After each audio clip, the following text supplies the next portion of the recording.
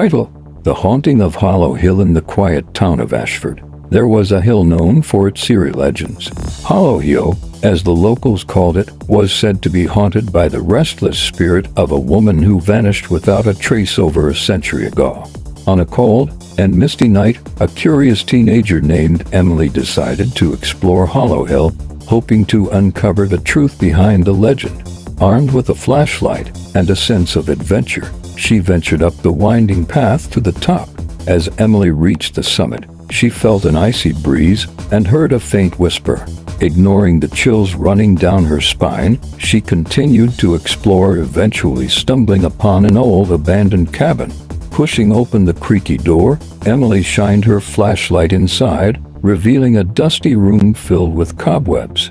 In the center of the room was an old, worn-out diary.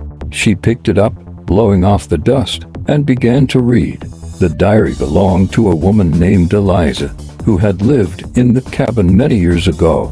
The final entry described how she had discovered a hidden chamber beneath the cabin, filled with ancient artifacts, and a dark presence that had taken hold of her. Emily's heart pounded as she realized she was standing in the very same cabin. Determined to find the hidden chamber, she searched the floor, eventually discovering a trapdoor hidden beneath a rug. She pried it open and descended into the darkness. As she reached the bottom, her flashlight flickered, casting eerie shadows on the walls. The chamber was filled with strange symbols and ancient relics. Emily felt a malevolent force surrounding her, growing stronger with each passing moment. Suddenly, the temperature dropped, and Emily could see her breath in the cold air. A ghostly figure appeared before her, its eyes filled with sorrow and torment. It was Eliza, trapped in the chamber for eternity. Emily tried to flee, but the spirit reached out, pulling her back.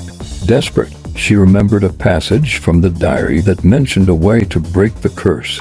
She recited the incantation, her voice trembling with fear.